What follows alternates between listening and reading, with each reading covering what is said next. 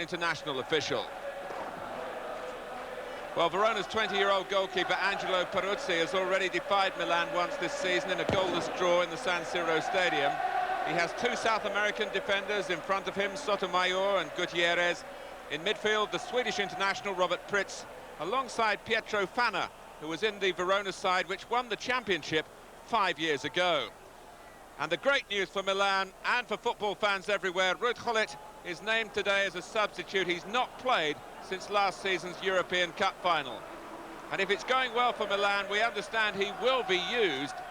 Most of these players had to endure extra time against Bayern Munich 4 days ago, but Donadoni, who was suspended from the European tie, and Marco Simone, who wasn't used, they're in there to freshen the mix.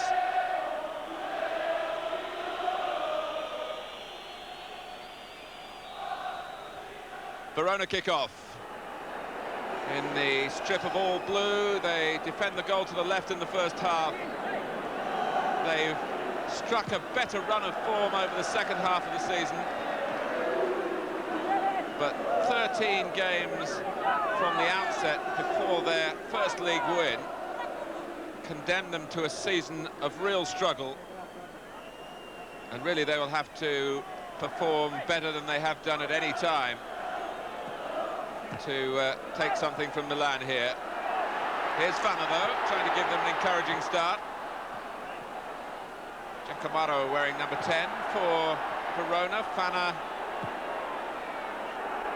with that job wide on the right. The left-back is Pushedu, and he's a left-back in name, but he's a much wider player than that suggests. He's capable of coming forward, and he loves to shoot, as you've just seen. Simone. Milan haven't settled to their usual rhythm as yet. What they have got working for them, of course, is the well-drilled defensive system of Arrigo Sacchi. But stopping goals won't be enough for them today. They've got to win the game and expect Napoli to do likewise at Bologna, where Bologna are safe in the middle of the table, but do have an unbeaten home record that they'll be trying to protect.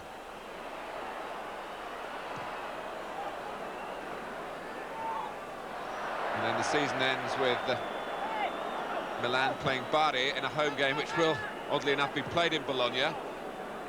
And Napoli at the same time play Lazio in Naples. But it's neck and neck between these two great Italian clubs, as Milan try to go about their work with more purpose now. Very nearly got Massaro in behind Verona then. Here's Rijkaard. Look at the space available to him.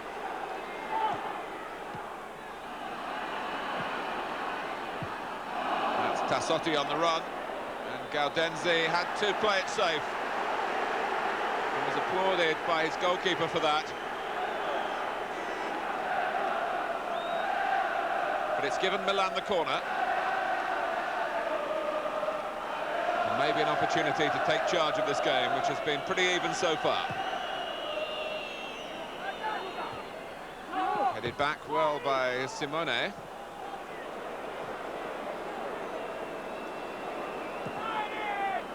Oh, that was well played by Costa Curta to Tassotti. Van Basten!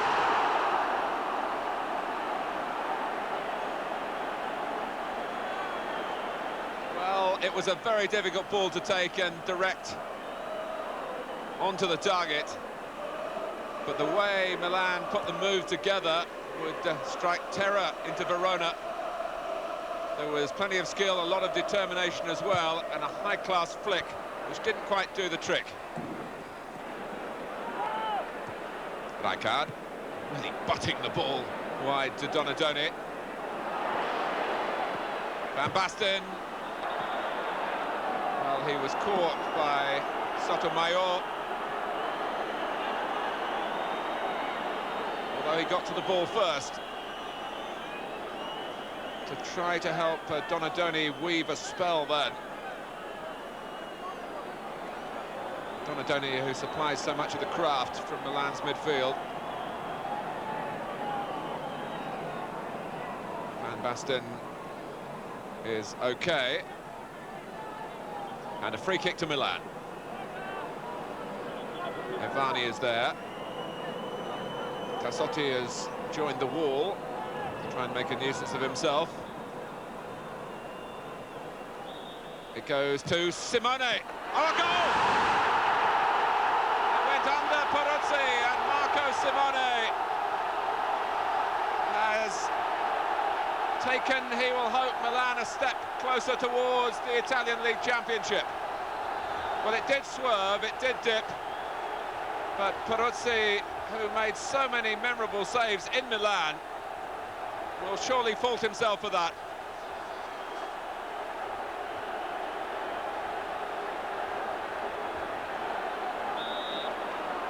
So really, for the first time, Milan can say it's starting to go to plan.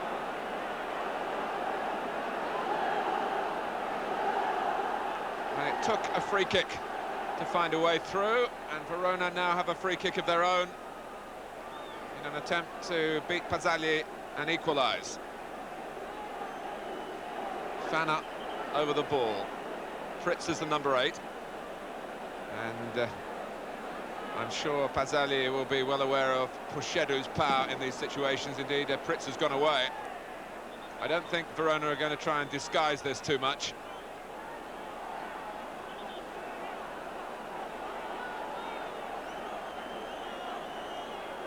Gutierrez and Gritti trying to form a little wall of their own in front of this line of Milan players. Fana waits, he wants to get the timing right here. Puchedu wants the power, he's got it! Pazzagli made the save look perhaps a little more spectacular than it needed to be. But there was plenty of venom in the shot.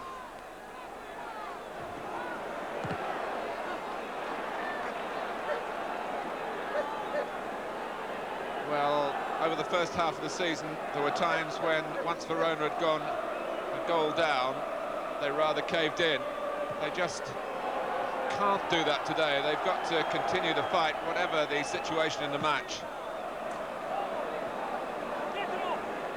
Defeat, one would assume, looking at the other fixtures involving the struggling clubs, defeat would mean certain relegation for Verona. A draw, well, they might just wriggle out of it. Their last game, incidentally, away to another of the strugglers, Cesena. But here come Milan again. Van Basten, great run by Costa Curta. Oh, and he just slightly lost his footing, and that took the impetus of the burst away from him.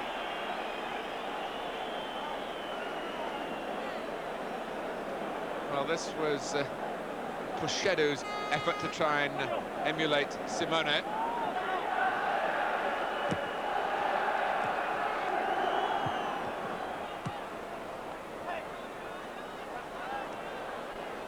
Maldini, in the end, having to play the ball when he was actually prostrate, but he managed to do it.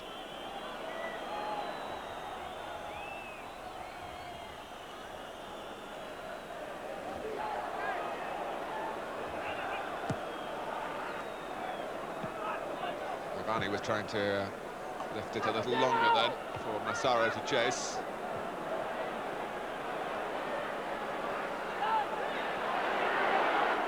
Fritz, Gaudenzi to the right. Oh, that's beautifully delivered, he's onside. Gritti! And Pazzagli produced one of his best saves of the season to stop Verona equalising.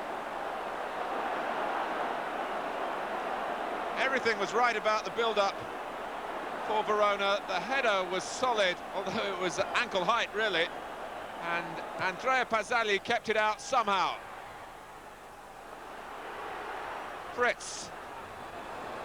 Another warning to Milan that the game is by no means over just because they're leading 1-0.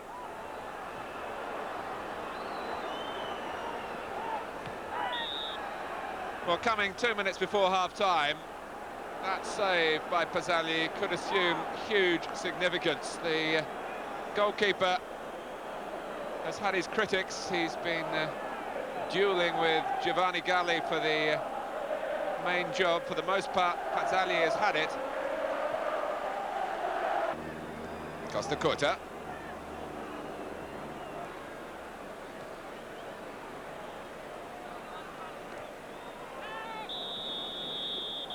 Well, Milan have one goal safely tucked away from Marco Simone's free kick, aided, one must say, by Angelo Peruzzi, who dived over the ball. But Verona have done enough since the goal to suggest there's plenty to come in the second half here.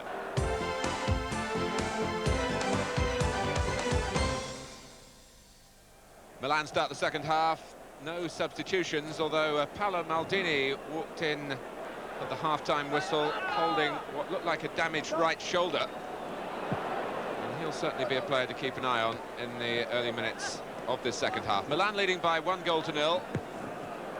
Traditionally, they've done very well against Verona down the years. Just 5 Verona wins in 35 previous meetings.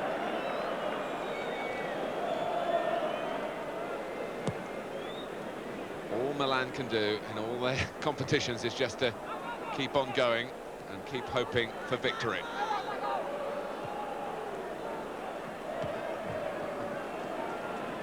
Certainly the prospect of a playoff between Napoli and Milan is a mouth-watering one.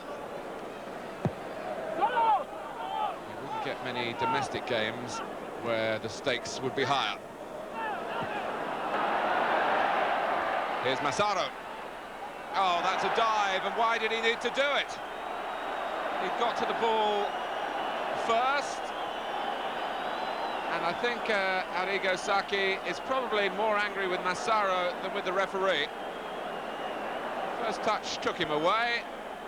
There was a chance of a goal for Milan, and he chose to throw himself down.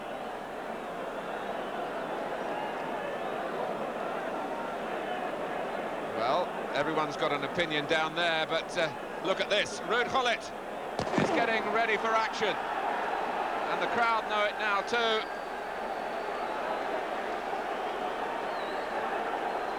11 months since he last played competitively for Milan.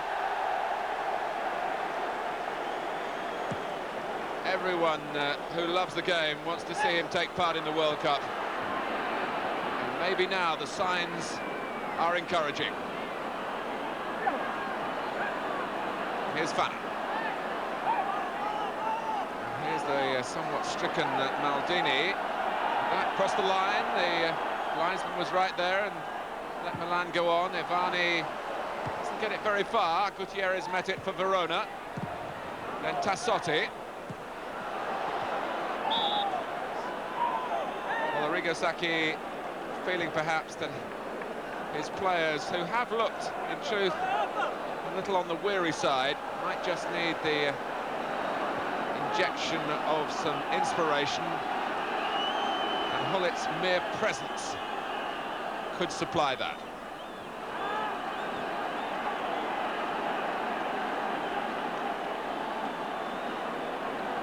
Meanwhile, Verona have a corner.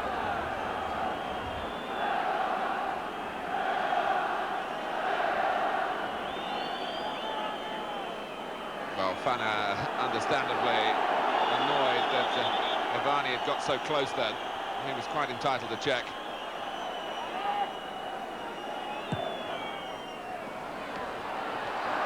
Well, he seemed to catch it cleanly, first of all, Pazzali, and then the ball rolled away as he hit the ground, and Verona were a little flat-footed because of the lateness of the mistake. It wasn't a straightforward fumble.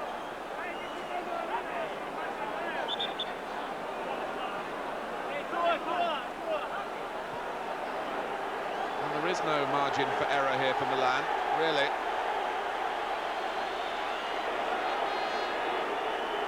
Well, he's back. What a welcome sight for Milan followers, for Dutch supporters. And really, Ruud Gullit has charmed us all over the years. Simone goes off. His skill, allied to a captivating personality, makes him a wonderful footballing talent. But how much of it is on the rusty side now? Well, look at this. He's been bumped in the back straight away, gone into a tackle. He played a practice match earlier in the week and got a couple of goals. There was some hint that Arrigo Sacchi wanted to take him to West Germany to play against Bayern Munich, or at least to be on the bench. But all the speculation is over. Ruud Gullit is back in action.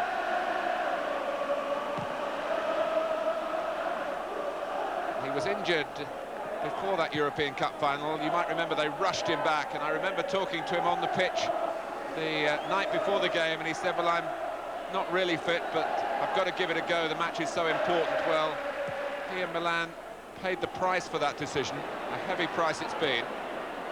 Oh, and, it's a nervy moment from Costa Curta, and what's happening, I think, between defender and goalkeeper, Pasali is not really giving enough distance.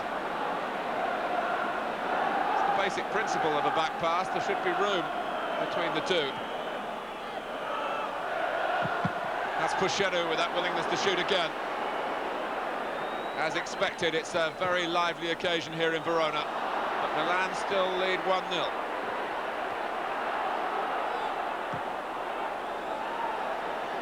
Rijkaard. Here's Maldini.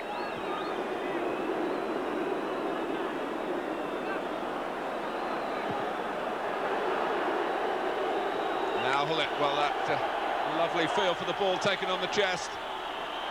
Fana tries to stop him. Gullit keeps the ball. The world watches with great interest. Oh, and Van Basten, he wants a penalty. It's the second appeal that Milan have had in the second half. Both answered in the negative by Rosario Lobello. And Arrigo Sacchi is absolutely livid with the referee. Sacchi is sent from the bench for disputing the penalty decision, or lack of it. And I can't recall this ever happening to him before. It's not totally uncommon around the Italian leagues, but Sacchi, normally one of the milder coaches in temperament, although I have detected this season much more animation from him on the bench. Well, he's talked his way into trouble. Well, Bagnoli's got plenty to say as well, but presumably not in the direction of the referee. Controversy here, and, well, with the security forces being mounted around Sacchi, I wonder what would happen, given the Alamao episode 2 weeks ago, had Sacchi been struck by something there in the way that Alamao was. Maldini is showing the signs of battle. I'm not sure that Arrigo Sacchi's properly allowed to stay there. Here's the corner from Fana. The header from Sotomayor! It's 1-1! An astonishing equaliser! And everything is going wrong for Milan here. No sooner has their coach been dismissed from the bench than their lead has been taken from them as well. In a match they would feel they have to win. Verona absolutely thrilled by this, and it's the Argentinian defender Victor Hugo Sotomayor who came in here with the most emphatic of headers.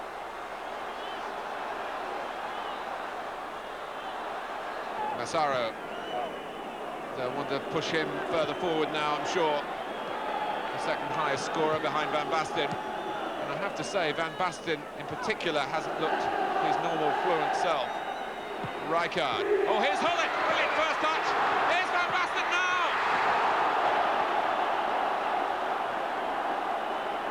Well, the man who's played for most of the season really was the more wayward of the two. In the circumstances, that was fantastic control from Gullit. The shot was a useful one, and it paved the way for Van Basten's chance. Well, Ruud Gullit, this is Bertozzi incidentally getting ready to come on for Verona, but Gullit has been such a lucky charm for his club sides down the years, and of course with Holland as well. Fana departs. That really the scene is set here for Gullit to win the game for Milan in their moment of need on his comeback day. And he so nearly did it a moment or two ago. And I would suppose, 8 times out of 10, Van Basten would have dealt with the rebound.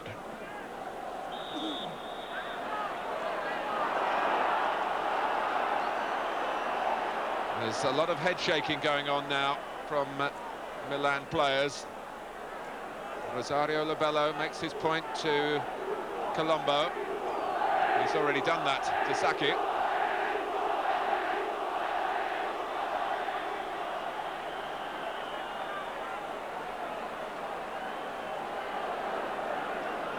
The second substitute for Verona is Marino Magrin.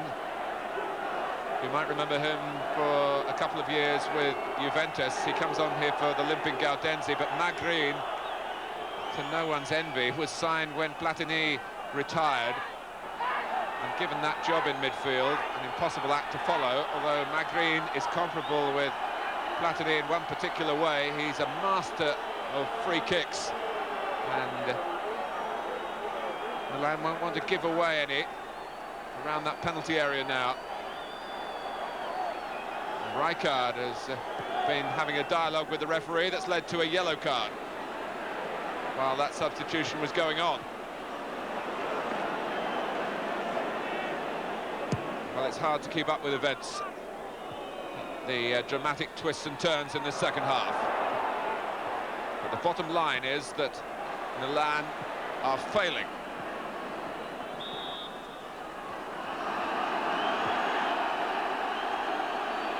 Retaining the European Cup would be a wonderful thing for them, but their hearts are set on the league.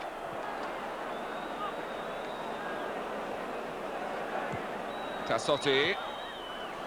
It's a fairly straightforward ball in. Well, they protest the decision again. That could have gone either way, and it's gone Verona's way. And Rijkaard has spoken, out of turn, and he must go off. 2 yellow cards. Frank Rijkaard is dismissed. Rijkaard, who was sent off earlier this year in the first leg of the Italian Cup final. He doesn't want to go, and he would be foolish now to come back and continue the debate. The red card has been shown.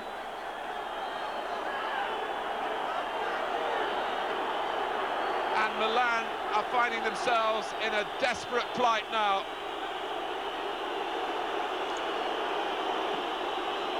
Franco Baresi tries to get some sort of verdict about that decision, but I clearly saw Frank Rijkaard say something after what I felt was a decision that Milan perhaps had some right to protest against, in as much as any player does have a right to speak aggressively to a referee. And in Italy, there is no real rapport between officials and players. It is foolhardy to speak out of turn. Rijkaard will have been well aware of that, and he's paid the price.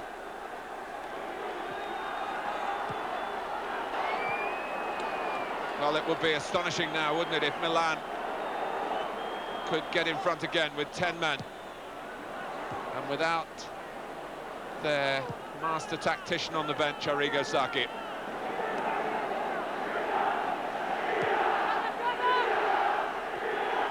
Their supporters doing their best to lift the players who are bewildered by the turn of events, but have to accept responsibility for them. Now it is a decision in Milan's favour. Against Gutierrez, the defender with the boxer's face.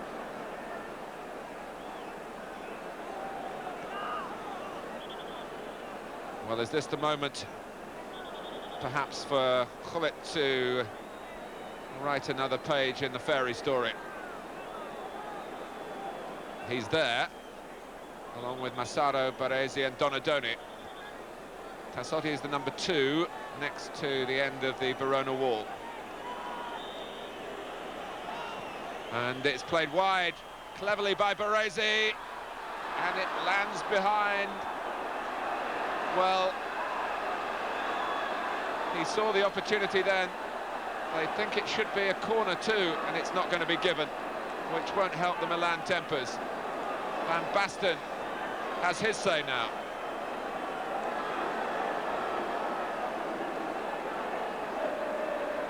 Well, Maldini was too tight and too tense to deal with it, really. He was so anxious to get the ball across the goal.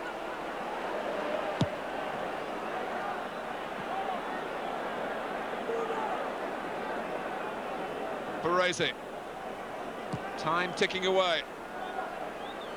Milan have played such delightful football for much of the season, but we shouldn't forget that they did start the season poorly, whereas Napoli were firing on all cylinders right from the off, even though Maradona was missing, you might remember, for those opening 4 games in their league programme. But the smart money on the second half of the season was on Milan. And they not only have the talent and the teamwork, but also the resources, the biggest squad of players of any of the Italian First Division clubs. And my word, they've needed the extra bodies.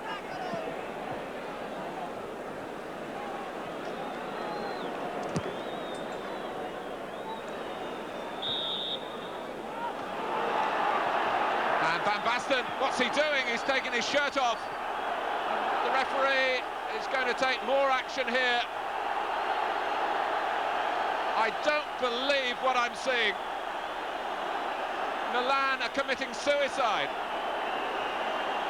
And on the day that one Dutch superstar comes back after almost a year out, 2 others are sent off.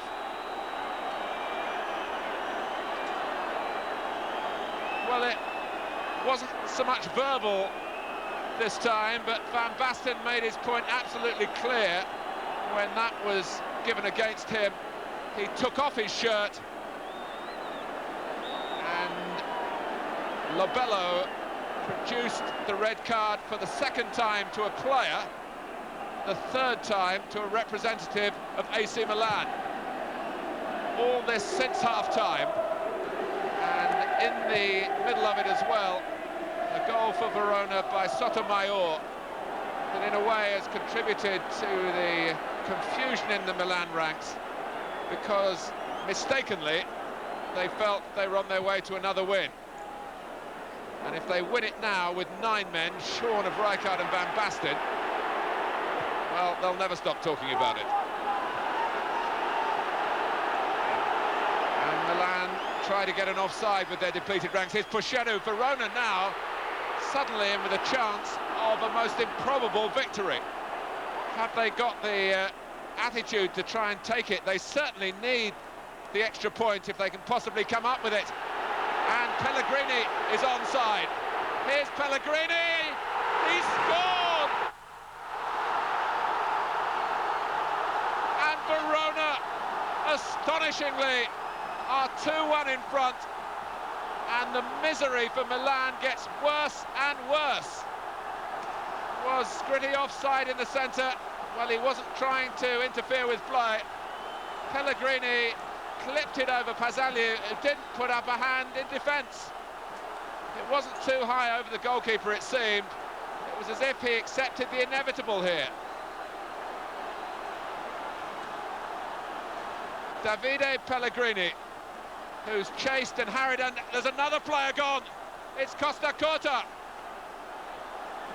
After a confrontation with a linesman, and Milan, the World Club champions, are down to 8 men on a crucial day in the Italian league season.